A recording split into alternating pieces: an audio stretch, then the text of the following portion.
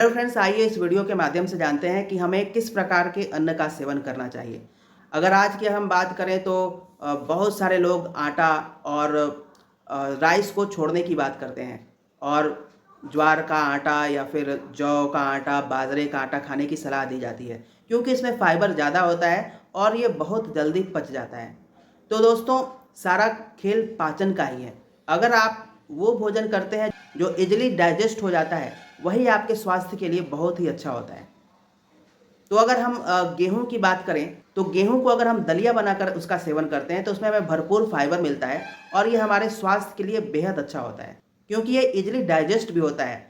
इस दलिया में आप बहुत सारे वेजिटेबल्स, टोमेटो वगैरह मिला के आप दलिया का यूज़ कर सकते हैं। ये रसदार जो आप दलिया खाएंगे ये डाइजेशन सिस्टम के लिए बहुत असरकारक होता है। बहुत अच्छे से ये भोजन पचता है। भरपूर फाइबर होने के कारण आपको ऊर्जा भी मिलती है और फैट एक्यूमुलेशन नहीं होता, इससे वेट लॉस भी होता है।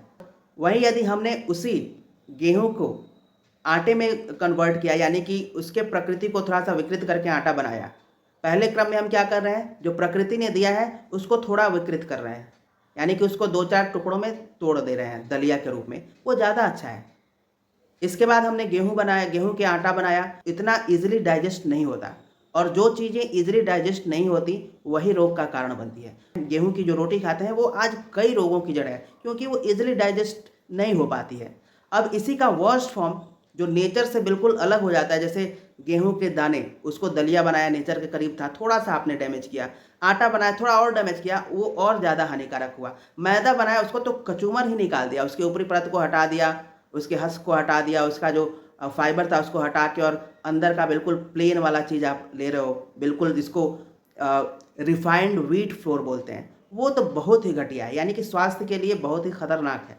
तो कहने का मतलब ये है कि अगर आप ज्वार, बाजरा, जौ ये सब अफोर्ड नहीं कर पाते या आपके स्थान पे ये इजीली अवेलेबल नहीं है, तो आप गेहूं का भी यूज़फुल तरीके से, माइंडफुल तरीके से सोच विचार के अगर आप उसका यूज़ करें तो ये भी आपके स्वास्थ्य को बहुत ही बूस्ट करेगा, आपके हेल्थ को काफ़ी बूस्ट करता है, या आपके मेटाबॉलिज्म को काफ़ी बूस्ट करता है।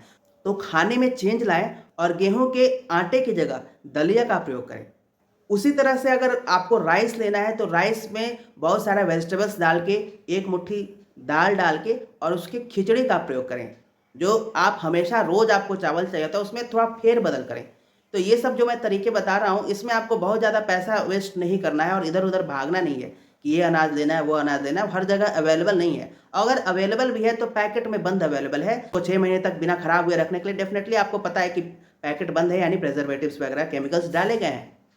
तो ये चीज़ें जो है, आप गेहूं का दलिया खाएं या चावल का खिचड़ी के रूप में ज़्यादा सेवन करें, उसको आप टेस्टी बना सकते हैं। एक मुट्ठी चावल लिया, एक मुट्ठी दाल लिया, बहुत सारे वेजिटेबल्स ऐड किए, टमाटर ऐड किए, धनिया पत्ता ऐड किया, थोड़ा सा मसाला डाला, पिंच ऑफ सॉल्ट डाला, थोड़ा सा हींग से तड़का लगा दिया। टेस्टी भी रहेगा, हेल्दी भी रहेगा। तो मैं ये कहना चाहूँगा कि अगर आप अपने स्वास्थ्य को अच्छा रखना चाहते हैं तो खाने में अगर अन्न को आपके लिए बदलाव करना सहज नहीं है तो खाने के तरीकों को बदलें। आप निश्चित ही स्वस्थ रहेंगे क्योंकि आपके शरीर को स्वस्थ वही रखेगा, वही चीज़ें स्वस्थ रखेंगी जो सुपाच्य होंगी। धन्यवाद।